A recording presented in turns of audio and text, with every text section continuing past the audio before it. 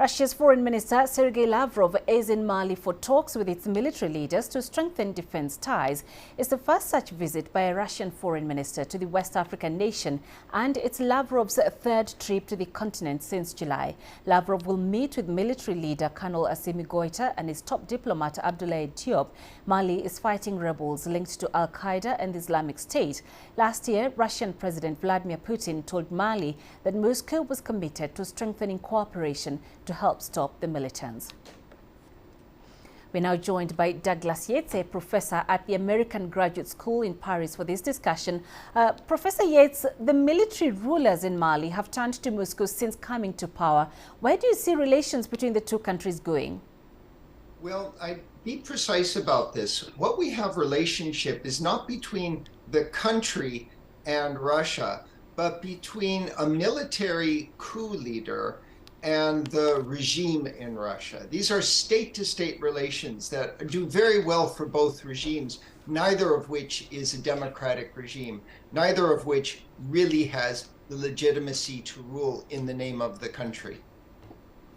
It's Sergei Lavrov's second trip to Africa in just 2 months. What does Russia want from Africa? Well, Russia is trying to collect any country that has either no legitimacy, that is the military regime in Libya, General Haftar, the military regime in Sudan with a genocidaire, the military regime in Burkina Faso.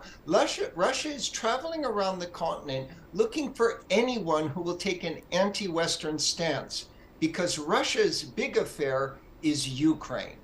And any country that will give voice to Russia's arguments that its invasion of Ukraine is legitimate is a Russian ally.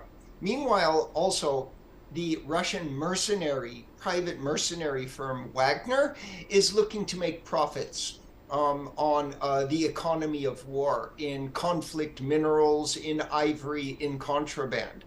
So both Wagner, with Evgeny Privanov, and Vladimir Putin find what they need in low-cost diplomacy in the very poorest countries of Africa. Now, this renewed engagement between African countries and Russia comes at a time of strained relations, especially between the West African countries and their former colonizers, particularly France. The U.S. influence in West Africa is also waning. In your opinion, is the West being outmaneuvered by Russia in Africa? Well, it is. There's very little that the West can do about this. When, for example, France was in Mali, it was concentrating its resources on two things: fighting terrorists in the north and trying to establish democracy. Russia has neither of those things to do. Since Russia's been in Mali, the situation of terrorism has actually gotten worse. Russia's made no gains. Wagner has made no gains in the territory.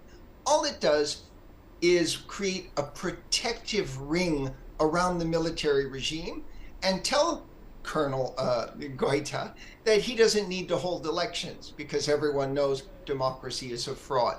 This is a very sweet medicine to be giving to regimes that have failed in development, that lack legitimacy, and are having a security crisis, principally their own regime security.